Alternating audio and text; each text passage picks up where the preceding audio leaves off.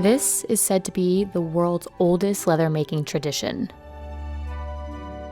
It's called vegetable tanning, and it's a process that has been perfected over generations here in Tuscany. Artisans spend 4 to 6 weeks perfecting each piece that they touch. Vegetable tanned leather is considered higher quality and will last longer than synthetically treated leather. It takes at least 28 times longer to make, which is part of the reason why vegetable tanned leather only makes up roughly 10% of all leather available today. It can also cost around 3 times more than the cheaper version. So how exactly is vegetable tanned leather made? And why is it so expensive?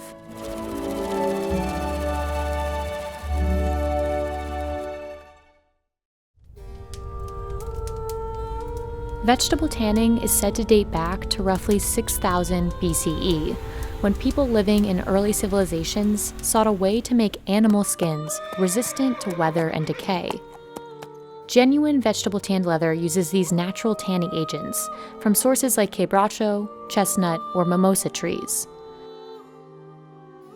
The substances, known as tannins, will naturally bind to the collagen proteins in a hide, turning it into leather as we know it. Just as they do for trees, the tannins protect hides being turned into leather from bacteria and other substances, which gives leather the longevity and versatility that it's known for. Until the 19th century, vegetable tanning was the only way to make leather. But today, 90% of all leather goods are made using chrome or mineral tanning, a leather-making process that uses synthetic tannins. On first glance, consumers may think this softer leather is of higher quality, but it won't have the same lifespan.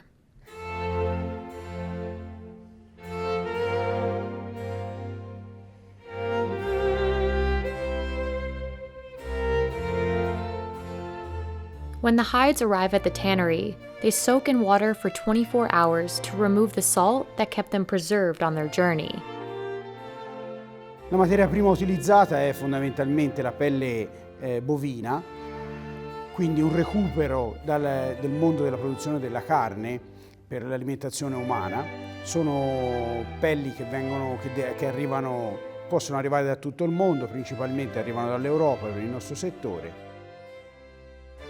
Then they are dehaired and limed, a process that prepares the skins to receive the tanning substances. Leather makers add the hides, along with the tannins, to this large wooden rotating vessel known as a drum. The hides stay here for 3 to 7 weeks to tan.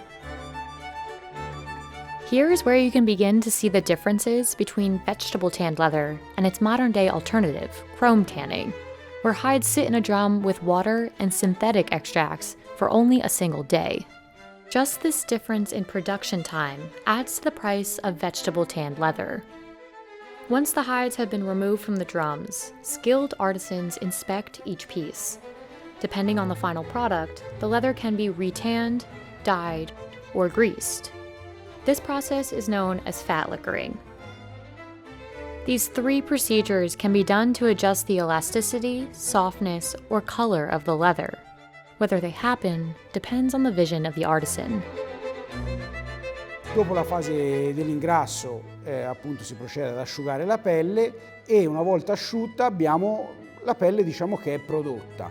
Da lì poi si può andare con tutta una serie di passaggi meccanici, si può andare ad affinare la caratteristica che appunto il conciatore vuol dare al suo articolo. The tanned hides dry on hooks for several days in a special environment-controlled room. The humidity and temperature in the room have to be just right. This is something that can't be learned quickly and shows the skill of these leather makers. The time of the year, the weather, and the humidity in the factory itself can all play a part in adjusting for this perfect temperature.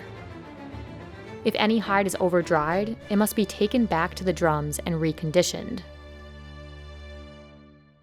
You can tell vegetable tanned leather apart from mineral tanned leather by its 2 defining qualities.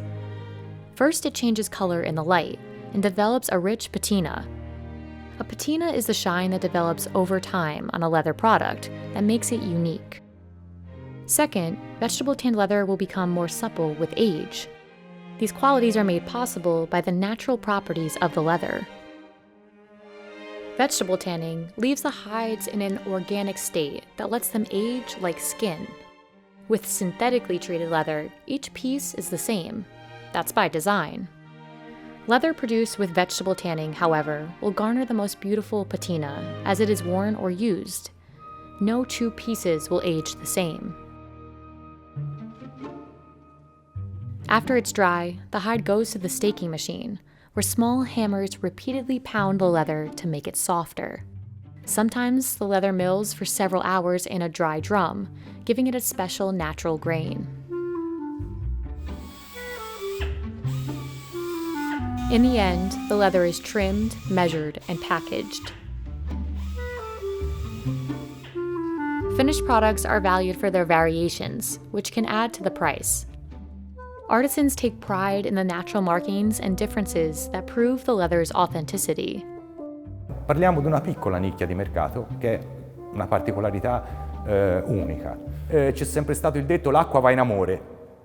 Va in amore, l'acqua cambiava nella falda. Quando cambia l'acqua nella falda dovevamo compensare cambiando la ricetta e questo chi lo diceva? Nessuno, lo diceva l'esperienza accumulata in anni, secoli di conciature.